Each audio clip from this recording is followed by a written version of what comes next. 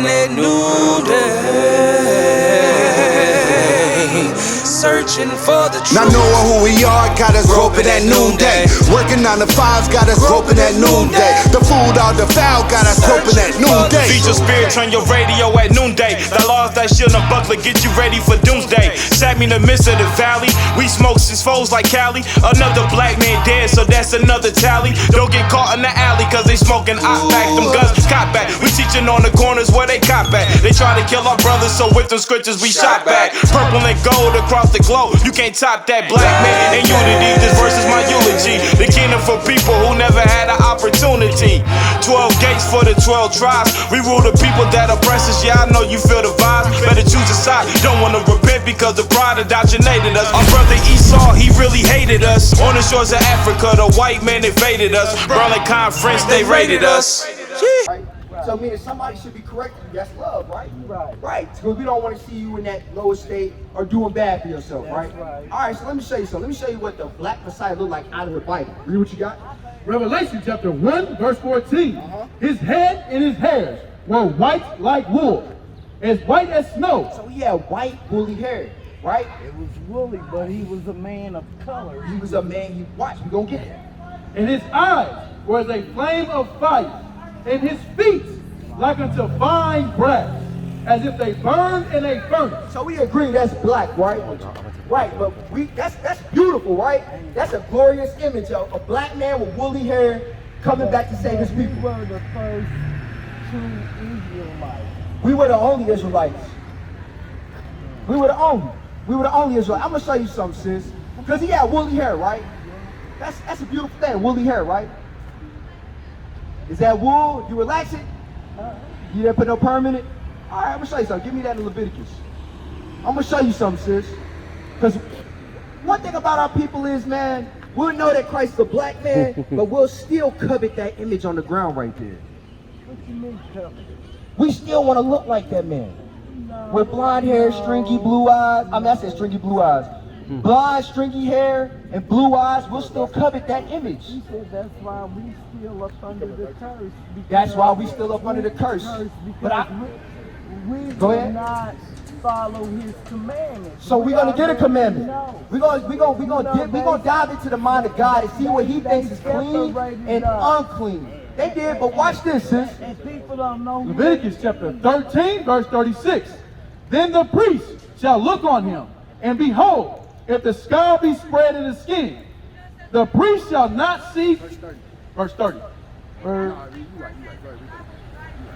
Then the priest shall look on him, and behold, if the skull be spread in the skin, the priest shall not seek for yellow hair.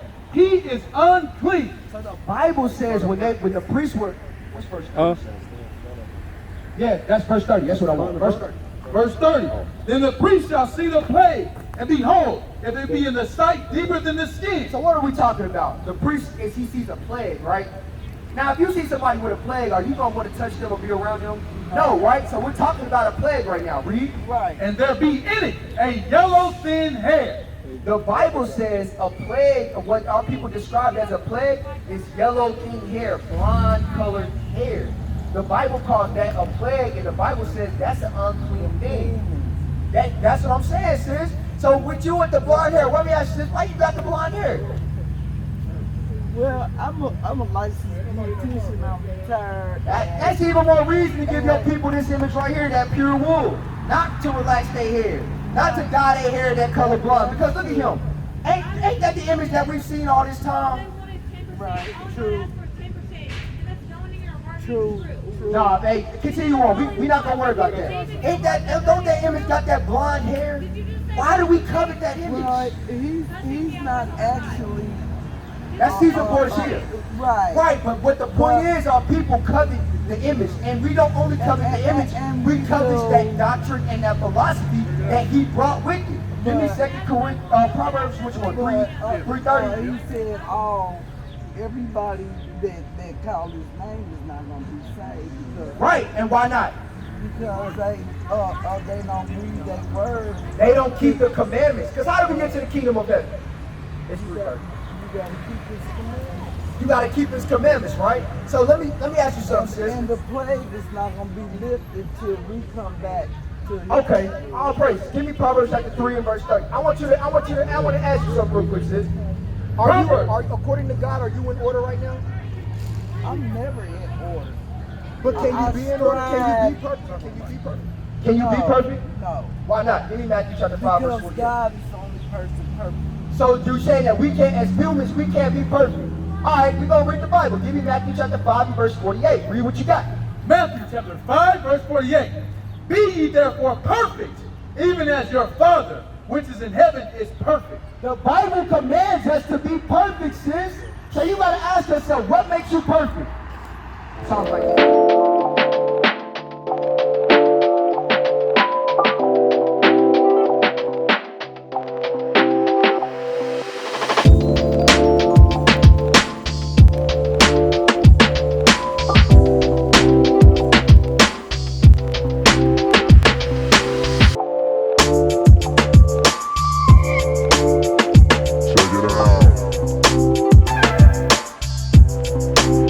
Psalms 19:7. Read what you got.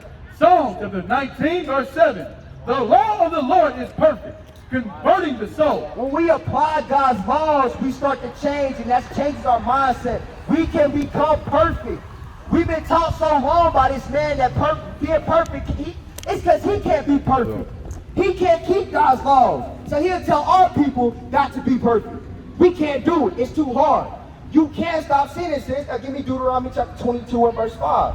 I want to show you something that God says is an abomination. Don't run from it, sis. Just listen to it and take heed to what I'm saying. Read what you got. Deuteronomy 22 and 5. Deuteronomy chapter 22, verse 5. The woman shall not wear that which pertaineth unto a man. Right? So what do women wear today that pertain unto men? Pants. Right? Because what's that old saying? How's that old saying go? Who wears the pants in the household? They what? They supposed to be the man.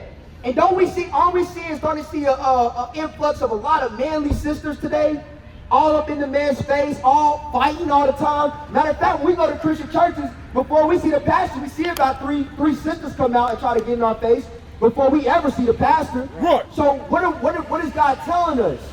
That by that simple act right there, it threw off our households. The women starting to wear the pants and starting to be the head of the household. It threw off our balance of what we have, what made us a prosperous community. Give me 1 Corinthians chapter 11. I want to show you something. Hold that. Give me 1 Corinthians 11. This is what God ordained for the Black, Hispanic, and Native American household. The reason why our communities look the way they look is because we don't apply God's laws. The reason why we have a lot of single-parent households is because we don't apply God's laws. You see what I'm saying? God said this about the Black, Hispanic, Native American household. Read what you got. 1 Corinthians chapter 11, verse 3. But I would have you know that the head of every man is Christ. So the head of man is Christ, meaning Christ set us up to be the leaders in our community. Not just in our community, in our household. But what has happened? Read. You are 100% correct. The government came in and gave good jobs to some people. So guess what happened? In our community, where it was once where we was all bearing each other's burden, now that person that moved across the over the park, he got a bigger house. Now I envy him, right? They done took our fathers and put them in prison. A lot of our fathers didn't make it to see their children being born. Why? They was put in the ground. They killed, right? Read what you got. And the head of the woman is the man. The head of the woman is the man, sis. Your leader is your man. Not Barack Obama, not the politicians, not your pastor. The ones right there in your community, in your household, that's your leader. But what has happened? We agreed. The government came in. A lot of our black men are being locked up. A lot of our black men are really stuck with burdens like child support to where they can't even support themselves half the time. So how they gonna lead anybody? You see what I'm saying? Keep reading. And the head of Christ is God. This is the divine order of the household in the Black, Hispanic, and Native American community. The white man knew that. That's why when there was the feminist movement came, what happened?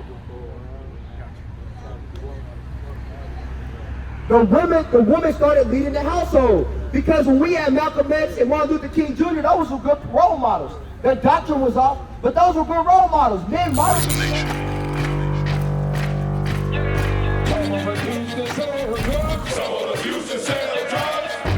Nation is men leading by example.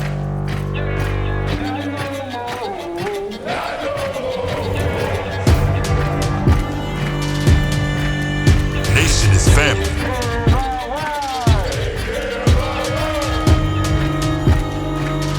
Nation is community. Nation is children with role models.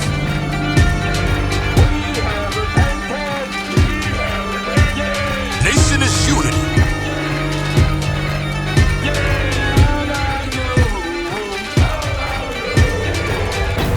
Nation is you. And finally, my brethren, be strong in the Lord